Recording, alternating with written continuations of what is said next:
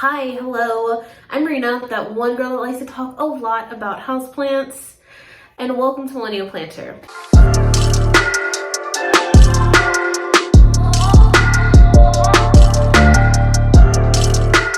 So today I figured I'd take you along and do some moss pole maintenance, some plant maintenance in my little tower corner back here. I need to extend a moss pole. I need to top off some of my poles with soil or moss, and I need to reattach some plants as well. I also want to share some quick little new growths with you. I have a Philodendron Radiatum leaf that's coming out that is just absolutely stunning. I probably need to water these plants as well. Some of them are a little droopy looking, so we're just going to do some plant maintenance together, some moss pole maintenance together. And also, if you didn't know, I'm doing an experiment where I'm testing out moss poles versus planks, and I also ended up throwing in aeroid soil poles. I still don't know what really to call those, and I'm trying it out for a year and just seeing which one works best for my environment, which one I personally like more. I will have a link to a whole playlist of videos I've made about this topic so far, and it's just been really fun. So here's going to be a semi update, not a real in-depth one yet. I'm waiting a few more months to do an actual in-depth update and tour essentially. But yeah, so let's just get into some maintenance. Just look at how beautiful this looks. I can't even tell you all how much I just love this corner. It's filling in so nicely. I still don't like the way it's laid out 100%, but it's all growing in so well and filling up, and I am just loving it. So first and foremost, can you see that?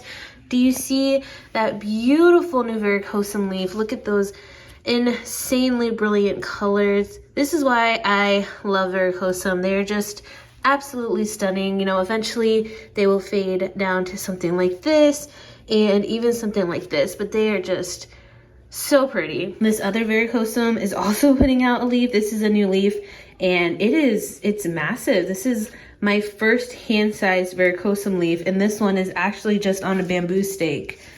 So that's pretty cool to see that sizing up. We're getting some really massive leaves.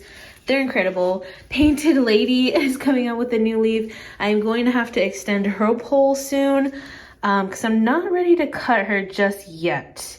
My elbow put out another new leaf, another half moon. So it's definitely doing the pattern where it's pulling out an almost all white leaf and then a half moon. There was another almost all white leaf underneath this that eventually came off, but that's the newest leaf. Okay, so here is my Philodendron Radiatum. Doesn't really look like much because it hasn't started giving me any mature leaves yet, which is fine. I know that I am extremely impatient when it comes to maturing my plants, which is ironic because I'm actually a pretty patient person in real life, but I guess when it comes to maturing my plants, I'm just like, can you hurry it up? But you know, it's okay. She's growing absolutely amazing, so that's all I can ask for. She's one of my fastest growing philodendrons, so even though she has a little bit of space up here on the moss pole, I'm just gonna make the extension so I don't have to worry about it later on, because I know once this new leaf comes out, she's going to be past the pole. So I have this good old chicken wire you can get at Lowe's or Home Depot. It is $50 for a sheet, so it is a little bit on the expensive side, but they do give you a lot and it lasts for a while. And the best thing I like about this too is that it's like a hard plastic instead of a metal like regular chicken wire is. So you can just cut it with like a regular pair of scissors and it's way less sharp. All right, so updates on this experiment. The first is I have fungus gnats for the first time in years, you guys, years. And literally that's all just from coco coir. You all know that I'm an overwaterer, so I used to have fungus gnats all the time, but I hadn't had them probably in like 2 years, and now I do. And I think a big reason is because I'm keeping these moss poles so moist, and I have the humidifier right by them, and I think that has a big effect on my fungus gnat problem. So that's kind of annoying. So I do have to get some hydrogen peroxide and do some treatment, because that's how I treat for fungus gnats. I just water with 50% hydrogen peroxide and 50% water. It's not really like the most recommended way, but it's efficient. I will tell you that. So right now I'm just going to soak this orchid moss, this sphagnum moss. So some other updates. I still haven't had any big significant root growth in my moss poles. I do on this Bernal Pottsii, I've had the roots grow in to this moss, but that's because this philodendron just throws out aerial roots like crazy. And the one regret I have is I would probably recommend this for y'all too if you want to make sphagnum moss poles, is make them thicker, because the thin ones are just too thin, so the aerial roots just go straight through in a matter of like a couple days. I just feel like they'd have more to grip onto if the pole was thicker. And also thicker poles tend to dry out slower, especially if you have a lot of moss packed in there. And these thin ones, even in like ideal conditions, will dry out so fast because they're really thin. Well, now I know not to make thin moss poles anymore. And I would say almost all of the plants I have on wooden planks have attached their aerial roots to that, which is actually really pretty cool to see. I always, from the start, have kind of favored wooden planks over sphagnum moss poles, and this still is not my final verdict. I still have a while of experimenting to go, but it's just cool to see how fast they attach to wooden planks versus just moss poles. And I have been keeping a really good job at keeping my moss poles moist, although they still get dry. I have the humidifier right here. This area sits at like 60 to 70% humidity, and they still dry out probably in like 2 days, which is really annoying. But my plants are really happy, so I can't complain. I'm also thinking about changing the light. I have a garage light that's up there. I feel like if I change to like a Sansi bulb or a Soltec bulb, it'll be stronger and my plants will respond and mature faster with it, because it'll be an actual plant light versus a garage light. I'm thinking about doing that. Share your thoughts on that in the comments down below. I think that might be probably my next big update to this corner. All right, so I have all of my moss moist. Now I'm just going to put this moss pole together.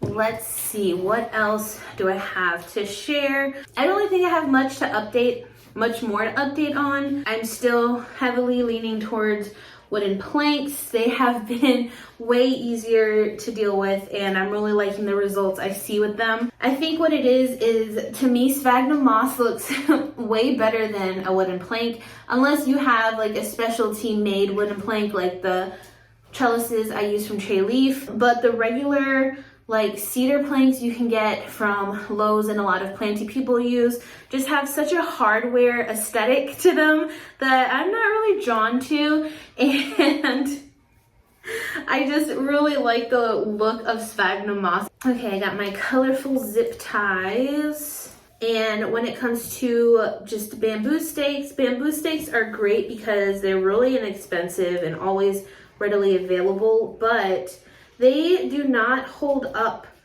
at all in pots, especially with bigger plants. You know, I've used bamboo poles before, and I guess I just never really used them on a big plant in a big pot, but they're essentially just useless because they don't hold still. They're so easily to like wobble around, and I keep meaning to tie 2 bamboo stakes together and wrap it in twine, because I feel like that'll make it a lot more sturdy.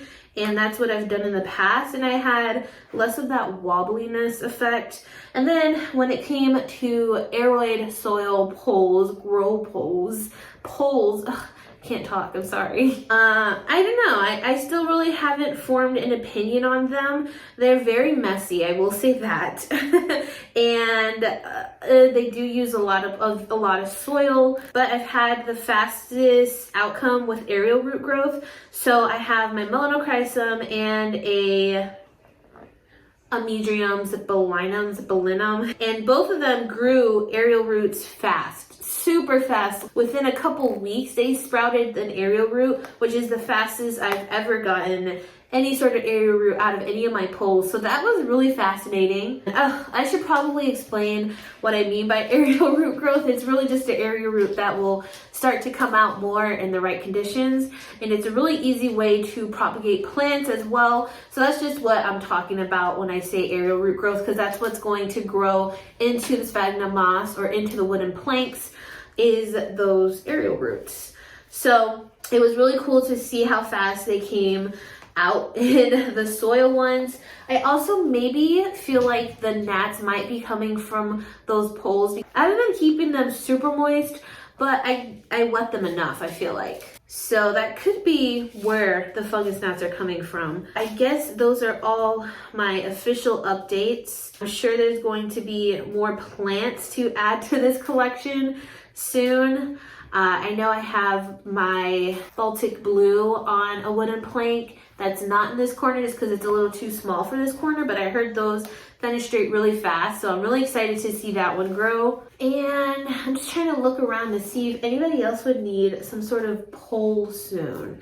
I don't think so. Maybe my Philodendron Radiatum will need some sort of support in a little bit, but I think I'm just going to do bamboo stakes with that if I could find a way to get them more secure, because that plant doesn't necessarily need its aerial roots to climb in order for it to size up, because it sizes up so easily, so fast. So here's my moss pole. I'm just going to go ahead and cut these extra zip ties. Okay, you can kind of see the top from here. Now I'm just going to attach it. Attaching it is always the most annoying part. Oh, I made this one kind of thick. Darn. I made this pole a little too thick, and I'm not sure if it's gonna stay in there. Oh, that might work. Okay, that's what we're gonna do. Oh, now I have to secure it. If you couldn't tell from my last moss pole video, I am really bad at putting things together. I know one thing I can do to secure this better. I saw Sydney Plant Guy, I think his name is. He does this with his, which is like, he's a really big inspiration behind this experiment. And he uses bamboo stakes to help support the moss poles so they're not so wobbly, and I might have to do that. This is a hot mess already. Why am I so bad at this, you guys? Okay, that is extremely unstable. Well, we are going to get a bamboo stake and see if that helps, because this plant will definitely break if this topples over. And that would be my other tip. And something I need to do for the future is just to go ahead and make the moss poles big, because they grow so fast. The plants will go faster than you're ready for, and having to always extend moss poles is quite the hassle, let me tell you. Or maybe it's just because I am not good at it, but you would think at this point I'd be somewhat decent, but it's okay because we're always learning, right? This pole looks so ugly, but it's fine. It's fine. It doesn't have to be perfect, Marina. It's just a moss pole. Ended up doubling the bamboo stake. I just cut the excess bamboo part on top that like exceeded the moss pole, and I put it next to each other, and that really added a lot more stability. Stability. Goodness. I'm sorry, y'all. I thought my brain was working because I'm filming at night. It's 8 o'clock, so like usually my brain is pretty wired at this time, but apparently it is not. But yeah, there we go. It's still a little wobbly, but a lot more sturdy, and probably going to be the last time I extend this moss pole, probably once this plant outgrows it. I think I'm gonna completely chop it up and start over. I don't know. I don't see why not. I don't have a particular attachment to this plant, so chopping it up is fine. I'm not really gonna care either way. No offense, Bruno Pozzi, like you're cute and all. Now I'm going to go ahead and water it. I need to see who else is thirsty, because it's been a while since I watered these plants, and every time I water them, I move them from that spot, take them to my shower, hose them down, completely saturate whatever sort of support that they're on, and wash the leaves down. And I also end up cleaning that little corner because a lot of soil accumulates back there. So let's check out these plants. This variegated pinatum has attached to this and has roots climbing up on the side. So I'm really trying to train it to like stay on this side. Philodendron splendid is definitely thirsty. This leaf here, still kind of soft, but I'm pretty sure it's done growing for the most part, which is kind of disappointing because this leaf is so much longer, but it's fine. It's fine. Philodendron verrucosum, there's 2 plants in here, and that's the newest leaf on here. Kind of struggling a little bit, don't know what happened there. Okay, so the Amidrium Zipulinum, oh yeah, she has some nice roots that actually one's growing inside, so that's really exciting. Now if we could get a leaf, I think the leaf is finally starting to come out here on the top. I just don't know what it is with these plants. They just love to make the longest runners ever. I actually found a new way to kind of deal with this extra node growth or this extra legginess that it does. And I learned it from my plant stories, or her plant stories. She has a new YouTube channel and she kind of like bonsais the inner node area to make it more compact. I will have to leave her video link to that down in the description box below because I can't describe it without showing you, but what she does is just so brilliant and can really save space on your poles, especially with plants here that have really big internodal space. So go check out her video if that's something you want to see because it's really cool. My Philodendron Radiatum just put out a new leaf finally in a year. It's been a year since it's done anything. I don't know what happened with this plant. Like I cut it and then it just went into complete shock. I don't remember which is the newest leaf actually. I think it was this one. Yeah, I'm pretty sure it was this one. So hopefully we can start growing regularly now. So I'm gonna have to water like every plant in this corner. Fitaphora Cryptantha is shingling again. You can see how flat it is up against that pole, but it's about to run into another hole, which is what happened here. And I set it back so much. And now that it's finally clinging on, I hope I don't have to mess it up too much. But another tip, if you really want to get your plant to attach to it, like I mentioned earlier, high humidity is key, but also it doesn't hurt to spray it a little bit here and there. That's what I do with my plants, and I feel like it really helps just get those aerial roots to attach a lot faster. Here's Miss Painted Lady. I gotta take off some of this dead caterpillar here.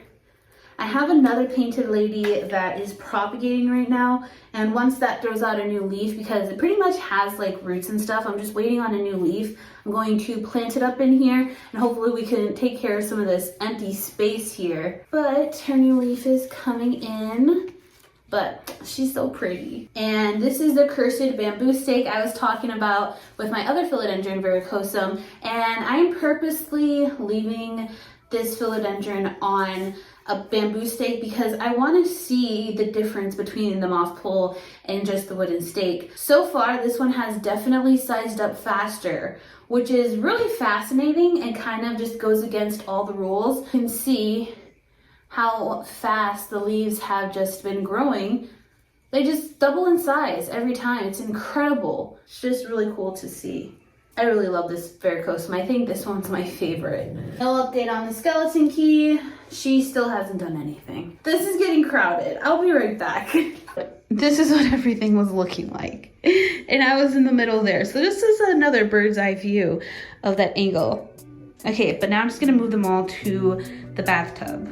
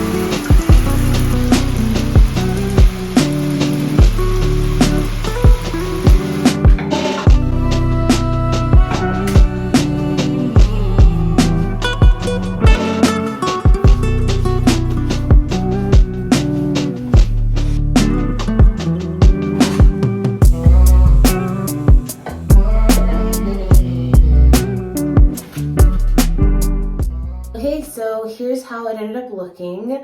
Super cute, not really the way I had it before. I like the way that I had it before, but this is okay for now. I'm just going to rearrange it again when I have to water them in like probably another week and a half. I might be able to go almost 2 weeks too without having to do all that. It is a lot of work, but definitely worth it because I love seeing all of their growth and all their progress. They're all doing so well. So that makes me really happy. But that is the end of the video. If you have made it this far, thanks so much. And that is it. Hope you all are staying safe, staying happy and healthy. I'll see you all in the next video. I also forgot to mention, if you have any questions about any of this or any tips or anything, leave them in the comments down below and I will answer them or address them in the next update video. Okay, bye!